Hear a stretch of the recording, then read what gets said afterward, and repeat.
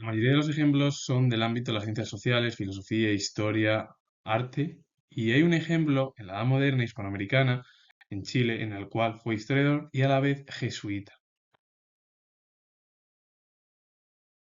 Pirrón de Elis fue filósofo griego, acompañó a Alejandro Magno a India y al regresar fue nombrado por sus conciudadanos gran sacerdote de Elis. Procedente de una familia humilde, se especuló con la posibilidad de que adquiriera sus conocimientos merced de sus numerosos viajes de juventud. Fundó una escuela en la que transmitió sus teorías oralmente y que fue el origen del pirronismo. Se le atribuyeron los 10 tópicos o motivos de duda del escepticismo antiguo. Consideraba que la filosofía debía conducir a la ataraxia, es decir, a la impasibilidad, indiferencia o abstención como ideal ético. El escéptico se mostró extraño a toda verdad, dado que fue imposible alcanzar la certeza absoluta y además se basó en falacias y meros actos de fe. Sus enseñanzas fueron transmitidas por su discípulo Timón. Es decir, un hombre al final que te habla es como de la filosofía para él es la ataraxia, es decir, ser impasible, indiferente, abstenerse, ese es el ideal ético. Claro, el escéptico se mostró extraño a toda verdad, dado que fue imposible alcanzar la certeza absoluta y además se basó en falacias y meros actos de fe. Al final, antiguamente la gran mayoría de los filósofos hablaban pues, siempre del mundo, de cómo tenía que ser ideal el comportamiento ético de cada persona. Y siempre hablaban, pues, la ética en sí, a comportamiento de hacer el bien o el mal. Y sí, claro, dependiendo de eso es la actitud al final de cada persona. Normalmente los filósofos en aquella época hablaban siempre de diferentes ámbitos, no solo de la filosofía, sino de otros ámbitos también científicos. Timoteo de Mileto fue poeta lírico y músico griego. Natural de Mileto, vencedor de numerosos concursos, fue autor de nomos, proemios, ecomios, himnos y ditirambos. De su obra solo se han conservado fragmentos, el más importante de los cuales correspondió al nomo de la obra Los persas, inspirado en la victoria de Salamina. Timoteo de Mileto fue uno de los principales poetas líricos y músicos del momento de la Edad Antigua. Y Pirrón de Elis fue el que dejó la filosofía, el pensamiento del pirronismo en sus viajes cuando acompañó al emperador Alejandro pues, a India y llevó a cabo bueno, pues, su propio pensamiento filosófico, el filósofo Pirrón de Elis. Algunos ejemplos en la modernidad europea. Guido Canacci fue pintor italiano, activo en Venecia y en Bolonia, y hacia 1658 fue llamado por el monarca Leopoldo I a Viena. La obra es Gloria de San Mercuriole. Jacques Amyot fue escritor y humanista francés, lector de griego en la Universidad de Bourges. Sus traducciones de los clásicos Heliodoro, Plutarco sirvieron a los escritores franceses de modelo de prosa. Gracias a Amyot, al traducir a los clásicos, entre ellos Plutarco o Heliodoro, pues eso es lo que fue el modelo de los futuros escritores franceses en el ámbito de la prosa. Michele Pasco-San fue impresor francés, desarrolló su actividad tipográfica en París y en 1566 fue nombrado impresor real. La obra es Vida de hombres ilustres. Ambos dejaron huella en el último como impresor y los otros dos en el ámbito de la escritura, de la pintura y dentro del pensamiento o sí, del pensamiento humanista, que fue lo que surgió pues, en toda la modernidad desde el siglo XV hasta el siglo XVII. Miguel de Olivares fue historiador y jesuita chileno. Hijo de padres españoles, entró de novicio en la Compañía de Jesús en 1733. Una vez ordenado, se dedicó a desempeñar las funciones de misionero, recorriendo zonas central y sur chilenas y recopiló información oral y escrita de sus hermanos de misiones. Tuvo acceso a la biblioteca del Colegio Máximo y del Archivo General de la Orden en la provincia de Chile. Vivió durante algún tiempo en Cuyo y sirvió a las misiones de Araucanía y Valdivia entre 1744 y 1757, lo que le convirtió en un gran conocedor de las costumbres y del idioma mapuche. Y la obra es historia militar, civil y sagrada de lo acaecido en la conquista y pacificación del Reino de Chile. Un hombre que al final recopilando, entrando en las bibliotecas, por ejemplo, del Colegio Máximo o incluso del Archivo General de la Orden en la propia provincia de Chile, y luego los viajes que realizó también en las misiones, recorridos en el país, dio lugar, bueno, pues a que también dejase huella en el ámbito de la historia chilena. Apeles fue pintor griego. Las fuentes de la antigüedad lo mencionaron como el pintor más famoso de la Grecia clásica. Sin duda debió ser una figura muy destacada, ya que estuvo como pintor en la corte primero de Filipo de Macedonia, que fue el padre de Alejandro Magno, y también en la corte de su hijo, el propio emperador Alejandro Magno. de quien hizo varios retratos. Y una de las obras de Apeles es Fresco de Pompeya, supuestamente basado en la Afrodita Anadiomene, que se encuentra en la diapositiva. Apeles fue uno de los artistas más importantes de la antigüedad clásica del momento. Leocares fue escultor griego. Antes de su fallecimiento en el año 357, el monarca Mausolo de Caria, gran admirador de la cultura helénica, encargó a los mejores artistas de la época la construcción de su propio monumento funerario. El resultado, que fue llamado Mausoleo de Halicarnaso, fue considerado una de las 7 maravillas del mundo antiguo. Es decir, justo Leocares, un año antes de que muriese, sobre todo el propio monarca Mausolo de Caria, porque el propio monarca tenía gran admiración por la cultura helenística, es decir, pues lo construyeron en honor al propio monarca, como se hacía antiguamente siempre, y desde, bueno, desde el siglo XX hacia atrás, siempre a los principales políticos del momento, o monarcas, siempre le realizaban pues grandes construcciones, y bueno, pues Leocares, bueno, pues se la realizó y bueno, el mausoleo de Halicarnaso fue considerado una de las 7 maravillas del mundo antiguo y de la propia forma artística del momento. La obra es Apolo de Belvedere, que se encuentra en el Museo Vaticano, que también le he puesto la imagen en la diapositiva, y Leocares y Apeles son dos artistas importantísimos y dentro de la cultura occidental y del mundo griego. Dionisio de Halicarnaso fue historiador griego, pocos datos biográficos. Hijo de cierto Alejandro, llegó a Roma en el año 30 a.C., cuando se produjo la victoria definitiva del emperador Augusto Octavio Augusto sobre Marco Antonio y Cleopatra, y permaneció allí durante 20 años por lo menos, en el curso de los cuales aprendió latín y adquirió un conocimiento de las antigüedades romanas que le permitió componer los 20 libros de la obra, que bueno, es Arqueología Romana, que se publicó entre los años 8 y 7 a.C. y que es una de las obras más importantes de la historia, es una obra histórica. Arriano fue historiador y filósofo griego. Gracias a la posición de su padre, que poseía la ciudadanía romana, pudo obtener el sacerdocio vitalicio del culto de Demeter y Core. Después de haber realizado brillantes estudios en Atenas, marchó a Nicópolis, donde fue discípulo del filósofo estoico Epicteto. A partir de sus enseñanzas, reunió la obra, disertaciones, las lecciones del maestro y una colección de máximas y enseñanzas morales en esta obra manual de vida. Es decir, Arriano también fue uno de los principales filósofos y también historiadores o historiadores, y encima tuvo como profesor a otro filósofo, Epicteto, que con todo lo que le enseñó su propio maestro lo llevó a cabo en una obra, disertaciones, aunque él luego realizó otra obra importante, porque fueron de colección máximas enseñanzas morales, que se denominó o que es Manual o Manual de Vida. Ambos dejaron huella en la historia y en el pensamiento de la antigüedad. Siriano fue filósofo griego, sucedió en el año 431 a su maestro Plutarco en la dirección de la escuela de Atenas, donde fue maestro de Proclo. Fue autor de un comentario crítico de la metafísica de Aristóteles. Siriano sucedió a Plutarco, uno de los historiadores más importantes del ámbito cultural occidental. Se convirtió en profesor porque dirigió la escuela de Atenas y ahí tuvo como alumno a Proclo y bueno, pues realizó un comentario crítico sobre la metafísica aristotélica. Píndaro fue poeta lírico griego. De su extensa producción se han conservado 45 odas triunfales o epinicios, dividido en 4 libros que constituyeron una de las mejores muestras de la lírica coral griega. Y una de ellas, de esas 45 que son, bueno, es la obra Olímpicas. También Píndaro dejó huella en la literatura eh, de la Grecia antigua. Baquílides fue poeta lírico griego, sobrino del poeta Simónides. Debió seguir a su tío en su peregrinación por cortes y ciudades, primero a Tesalia y luego a Atenas y por último a Siracusa, donde gozó de protección del propio tirano Hierón de Siracusa. Es decir, que Baquílides continuó el ámbito de la literatura gracias a su tío por los viajes que realizó junto a su tío por cortes, ciudades, entre ellas estuvo en Tesalia, Atenas, Siracusa y luego tuvo la protección de uno de los tiranos de Siracusa como fue Hierón de Siracusa.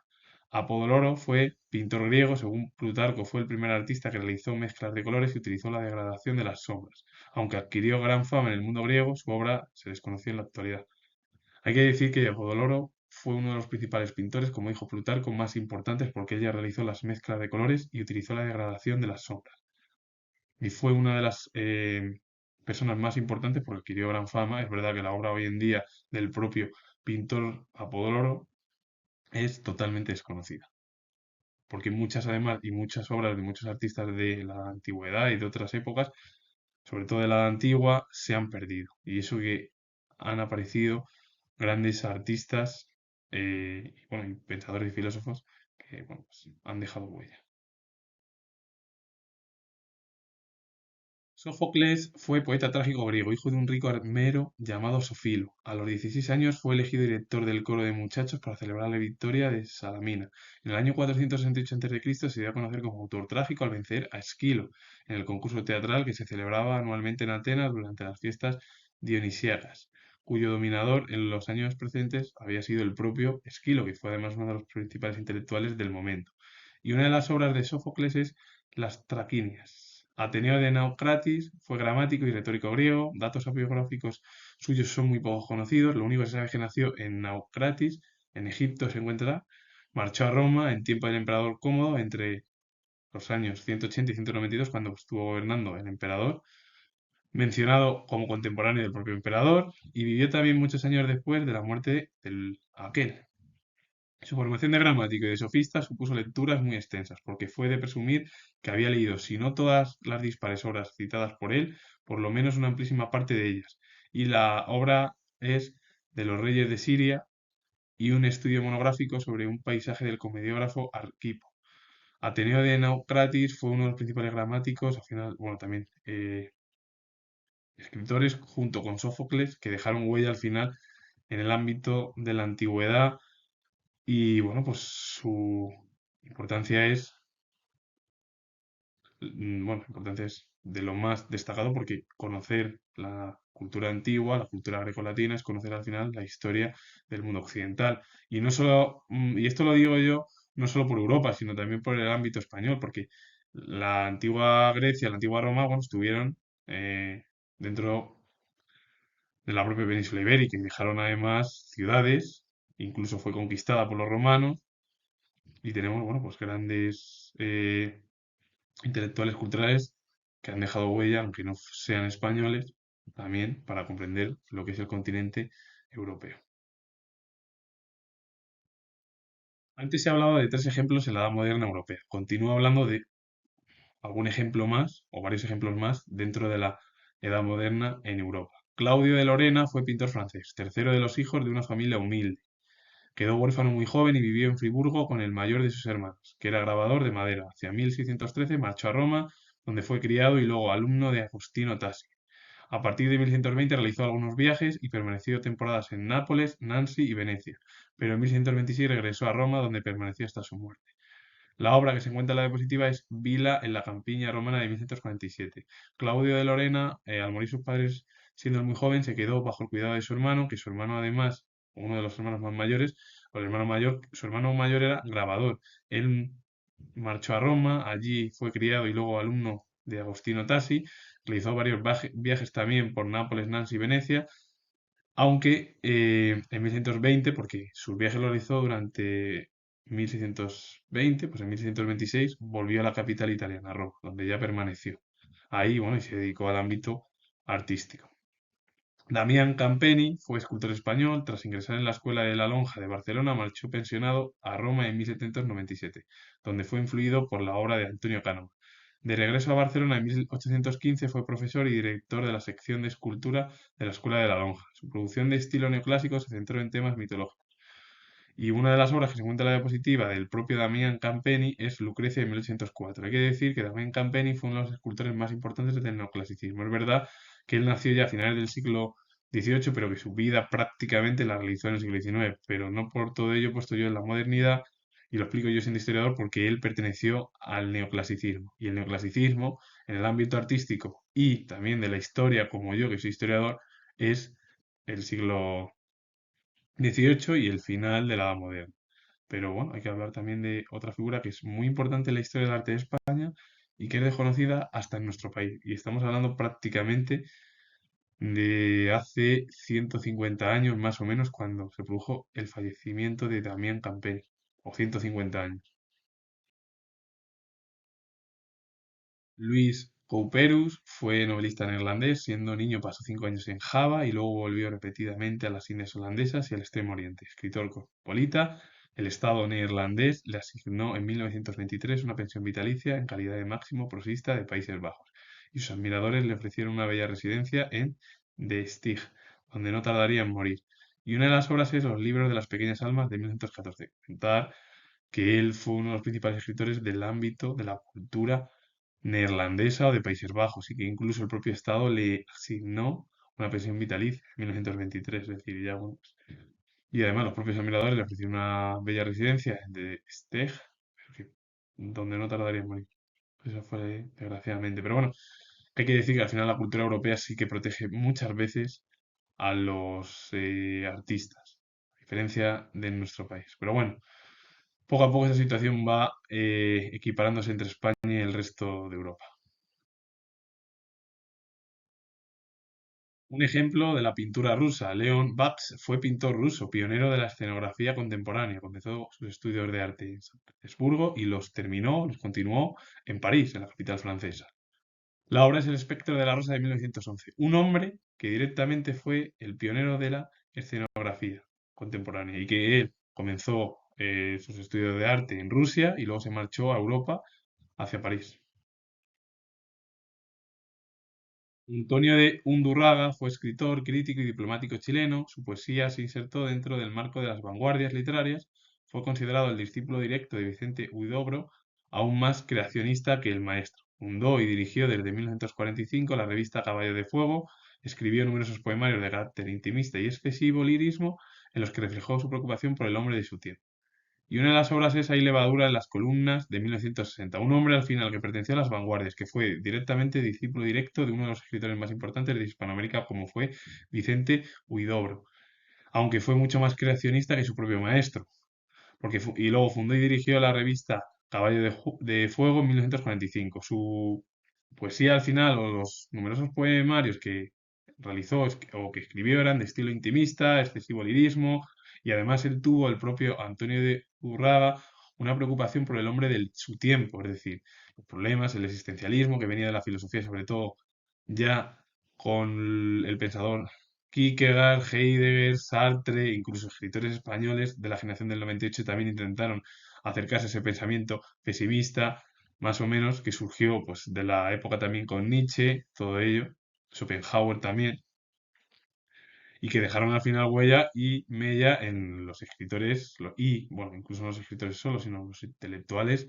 del siglo XX. Narciso Bassols fue jurista y político mexicano, redactó la Ley Agraria en 1927 y ocupó el Ministerio de Hacienda durante la presidencia de Lázaro Cárdenas entre 1964 y 1965. Fue embajador en Madrid, Londres, Moscú y París, y delegado de su país en la Sociedad de Naciones, donde destacó por su defensa de Austria, Etiopía y la República Española.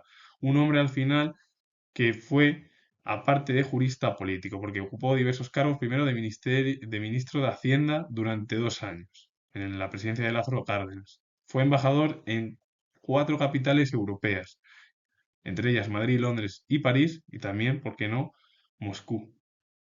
E incluso fue delegado de su país en la Sociedad de Naciones, que es justo al final la antecesora de la ONU. El objetivo era evitar un conflicto mundial como estalló en 1914, que fue en verano, con la Primera Guerra Mundial. Lo comento yo siendo historiador. Y luego, bueno, pues siendo además delegado en la Sociedad de Naciones, dio defensa o destacó por defender a diversos países, Austria, Etiopía e incluso la República Española. Un hombre que dejó huella al final como jurista mexicano. Onofre Jarpa fue pintor chileno, considerado uno de los más grandes paisajistas de Chile. Desarrolló una importante labor docente y de divulgación del arte y recibió numerosos premios a lo largo de su trayectoria artística, distinguiéndose de su época por su carácter benévolo y sereno y por su vida apacible, influida por la fuerza de la religión. Un hombre al final que fue docente, divulgó el arte, recibió numerosos premios a lo largo de su vida artística, su trayectoria artística, incluso se distinguió de su época por su carácter benévolo y sereno y por su vida apacible, incluso todo ello siempre influido por el ámbito religioso. La obra que se encuentra en la diapositiva de Jarpa es Laguna de Aculeo de 1878. Rómulo Durón fue jurista y político hondureño, destacó además también como escritor y ensayista sobre temas históricos y literarios centrados casi siempre en el ámbito de este país centroamericano. Y una de las obras es Bosquejo Histórico de Honduras de 1927. Hablar de Durón, de Jarpa o de los anteriores como he hablado, en el ámbito de la literatura hispanoamericana o de la jurisdicción también o de la política, pues dejaron huella tres de ellos en el ámbito artístico, aparte que dos de ellos también en el ámbito jurista, es decir, como, bueno, al final abogados y, bueno, en el político. Así que si os ha gustado este vídeo relacionado con el mundo cultural en diferentes países europeos, en diferentes edades, la Edad Antigua, Grecia, Roma, prácticamente, filosofía, historia, bueno, literatura en la antigüedad, ejemplos de humanistas o incluso escritores en la Edad Moderna Europea, varios ejemplos, bueno, alguno incluso español en la Edad Moderna, y luego también en el ámbito de la contemporánea con Países Bajos o en el ámbito de América del Sur, dentro de la literatura, de la pintura, pues con ello finalizo, comentar que soy historiador y si os ha gustado, pues como lo he repetido ya, pues darle a like, suscribiros, poner comentarios, si os ha parecido un buen vídeo, y vuelvo a repetir que soy historiador y nos vemos en el próximo vídeo y espero que os haya gustado lo que he explicado.